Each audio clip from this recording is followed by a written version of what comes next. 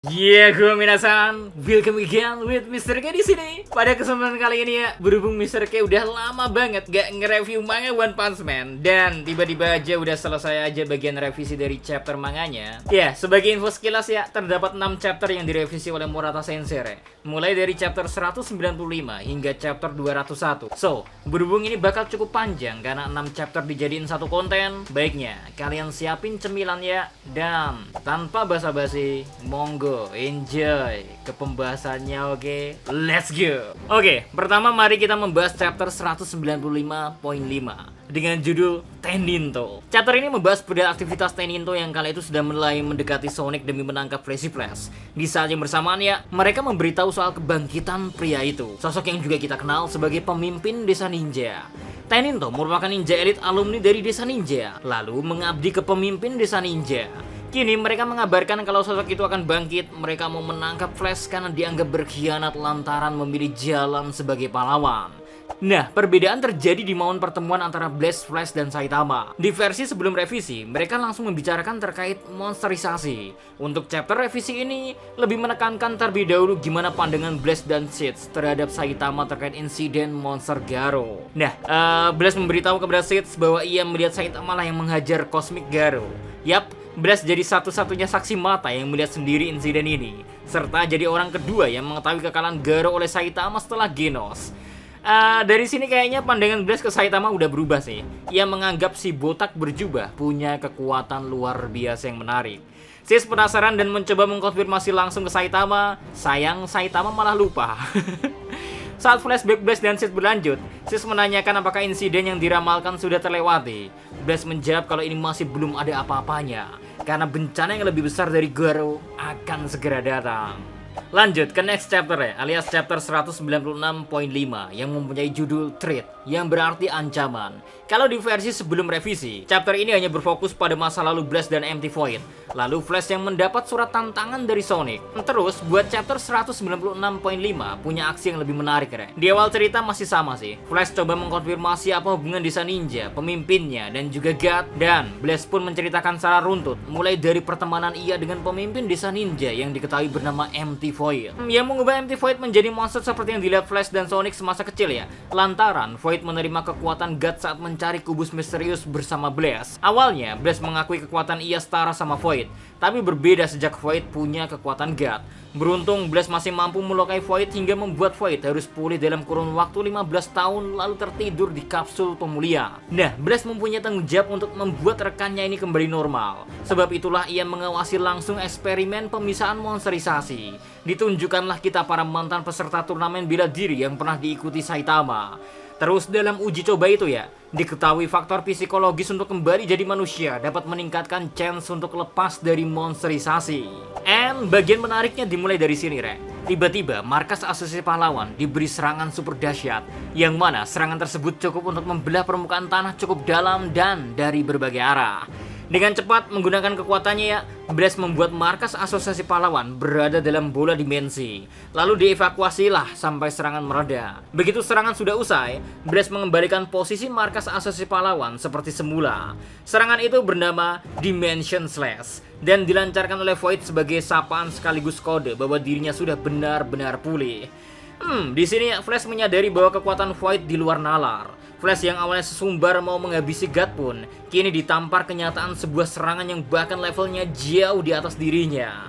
Terus chapter ini ditutup sama Saitama yang bilang kayaknya itu Tatsumaki. Sayang sampai versi revisi terbaru rilis Tatsumaki masih belum terlihat di arc ini Re. Nah, kita gas lagi nih ya ke chapter 197.5 berjudul What Only I Can Do. Pada chapter ini masa akan tersaji lewat flashback kala Blaze menyaksikan bagaimana pertarungan Saitama melawan Garo. Blaze awalnya hanya ingin berniat mengurangi kerusakan bumi dengan membelokkan energi kosmik Garo ke dimensi lain. Nah, ketika Saitama mengajar Garo, rupanya lepasan energi dari empasan Zero Punch diambil oleh Empty Void. Pertarungan pun tak dapat dihindarkan, apalagi ini level pertarungan galaksi.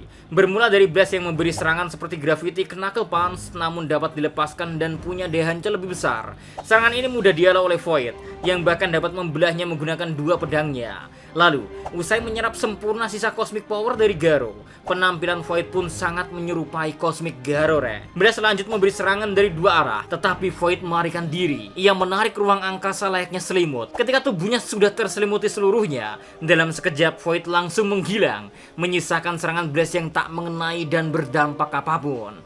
Nah, kini kita balik ke timeline saat ini, Blast memberi detail soal Dimension Slash milik Void. Kekuatan ini berasal dari dimensi yang lebih tinggi di mana God berada, tak terpengaruh jarak, energi, dan ukuran. Batas dari kekuatan ini hanya tergantung dari kemampuan sang pemilik kekuatan tersebut, Terus kita lanjut lagi ya. Ingat surat Sonic ke Flash? Tadinya di chapter 196 ya, kini dipindah ke chapter 197.5. Isinya masih sama kok, yakni keinginan Sonic untuk sparring lawan Flash di lokasi yang dulunya diharapkan Flash dan Sonic dapat dijadikan tempat menciptakan desa ninja ideal versi mimpi mereka. Blast menyadari kemungkinan Void akan muncul, lalu memberi alarm kepada Flash, sehingga saat orang itu datang bisa langsung mengirim sinyal ke Blast dan tada, Blast langsung muncul, Gerombolan ini pun terpisah. Blast dan Sid mau mengutamakan evakuasi, sedangkan Flash mau meluncur ke lokasi Sonic. Si botak, dia lebih memilih pulang bareng Manako karena mau makan udon kare. Bener-bener si botak dah. Chapter pun ditutup dengan Flash yang sudah sampai di lokasi yang dijanjikan Sonic, kemudian masuk ke dalam pose siap bertarung mereka. Oke, masih kuat kan? Sekarang kita gas lagi ke chapter 198.5, mengambil judul Speed of Sound and Speed of Light. Chapter ini menggambarkan gimana interaksi antara Sonic dan Flash lebih mendalam. Chapter ini awalnya berfokus pada masa lalu Sonic serta Flash, mulai dari mereka yang sama-sama dianggap skuad kegagalan, saling berbagi tips dalam bertarung, sering sparring, sampai bermimpi menciptakan desa ninja yang ideal. Chapter 198 versi revisi ini punya perbedaan mencolok pada pertarungan Flash dan Sonic yang diperlihatkan jauh lebih berimbang dibandingkan versi sebelumnya yang mana kayak kelihatan banget gap Flash dan Sonic tuh jauh banget lebih kuatan Flash. Keduanya saling berbalas serangan meski di akhir ya Flash lebih unggul karena mampu memberi serangan telak ke Sonic. Walau demikian ya, Flash tetap bangga pada peningkatan power Sonic dan merasa Sonic sudah cukup pantas mempunyai kekuatan untuk mewujudkan mimpi mereka. Namun, nostalgia keduanya diganggu oleh Teninto yang merasa Sonic melanggar kesepakatan, membuat Teninto kini berniat menghabisi keduanya. Tantangan ini pun disambut oleh Sonic dan Flash yang membuat duet maut keduanya dapat terjadi. Next, kita gas lagi ke chapter 199.5 berjudul Undesirable Relationship, melanjutkan gimana duet antara Sonic dan Flash menghadapi perlawanan Teninto. Tak disangka ya, Sonic dan Flash mampu unggul jauh dibandingkan para Teninto. Hal ini lantaran koordinasi serangan kombinasi Teninto sangat buruk. Sebaliknya, Sonic maupun Flash sudah sadar kekuatan masing-masing, efek sparring duluan kali ya, sehingga keduanya bekerja sama jauh lebih baik. Mengalahkan para Teninto terasa lebih mudah. Tapi tetap aja sih, Flash menunjukkan level yang jauh berbeda dengan para ninja lainnya. Ia beberapa kali membackup Sonic, lalu lewat kecepatan tingginya yang melebihi kecepatan suara, dan sampai di level supersonic alias kecepatan Flash bisa sampai 4 Mach. Ya, chapter ini memang hanya menggambarkan kombinasi maut Sonic maupun Flash yang dapat menyikat habis para Teninto. Keduanya melanjutkan obrolan, dan Sonic diyakini Flash masih Sonic yang sama. Sombong ya, berdalih semua tinggi soal desa ninja, sehingga impian keduanya tak benar-benar terkubur, namun perlu menyingkirkan Void terlebih dahulu. Terus kita beralih ke chapter 200.5 dengan judul Void, sekaligus menjadi chapter di mana Void mulai menunjukkan batang hidungnya. Tapi belum bertarung secara sepenuhnya ya, melainkan cuma menunjukkan gimana mengerikannya dunia ilusi yang diciptakan Void dan kubus misterius. Mulanya, Void menyamar sebagai Flash guna mengelabui Sonic. Hasilnya, Sonic terkena pengaruh kubus misterius, sedangkan Flash sedikit terlambat merespon kehadiran Void. Nasib Flash pun sama seperti Sonic, ia berhasil tertahan Void untuk kemudian diberi pengaruh kubus misterius. Efeknya, Flash terbangun di dunia ilusi, yang mana ia dibawa kembali pada dirinya saat masa kecil, sambil membicarakan soal mimpinya dan Sonic yang akan terwujud. Flash terbawa suasana cukup jauh, bahkan merasa kejadian di dunia nyata hanya mimpi. Padahal Sonic yang ada di hadapannya punya wujud setengah God. Terus ya, chapter ditutup dengan Flash yang hampir berjabat tangan sama God yang berwujud Sonic. Last di chapter 201.5 mengambil judul You Pass. Chapter ini akhirnya berfokus pada kemampuan gila MT Void yang lain, Sebelumnya, Flash yang hampir terperdaya ilusi God berhasil disadarkan oleh Sonic lewat pukulan telaknya sehingga membuat Flash sadar. Ilusi dari kubus misterius ini rupanya sangat dipengaruhi kondisi emosional. Sonic kayaknya gak terpengaruh sampai situ, lain sama Flash yang lebih baper. Nah, usai bermain dengan dunia ilusi, pertarungan sesungguhnya pun dimulai, Teknik gila kembali dimunculkan Void bernama Hyperspec. Teknik ini seperti membuat Void dapat pergi ke ruang berisi setiap kemungkinan yang terjadi pada garis waktu berbeda.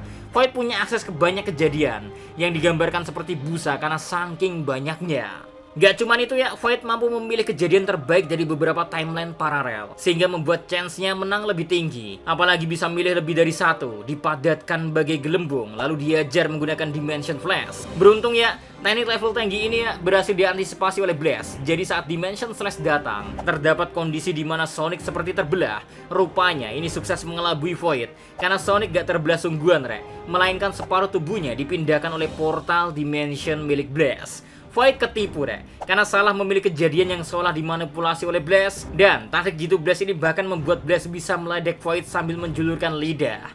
Uniknya lagi, Blaze sebenarnya mengikuti Flash sedari awal, tapi sempat kehilangan jejak lantaran banyak kabut. Beruntung ada serangan semencolok Dimension Slash sehingga Blaze mampu ke lokasi dengan cepat dan tepat.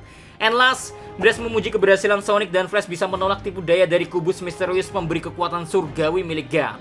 Blaze bilang kalau mereka berdua lulus. And then begitulah chapter revisi sejauh ini, memperlihatkan lebih detail soal kekuatan Empty Void sekaligus perbaikan cerita yang lebih intens. Selesai juga lah ya, review panjang ya, gak panjang sih, Mr. K singkat biar Mr. K bisa on the point ke chapter terbaru selanjutnya, oke? Tunggu aja beberapa hari ke depan langsung muncul review chapter One Punch Man sampai kita ibaratnya up to date ke chapter terbaru lah ya. So, see you again next time. Adi sekarang Melo, stay safe everyone. Salam Animedia.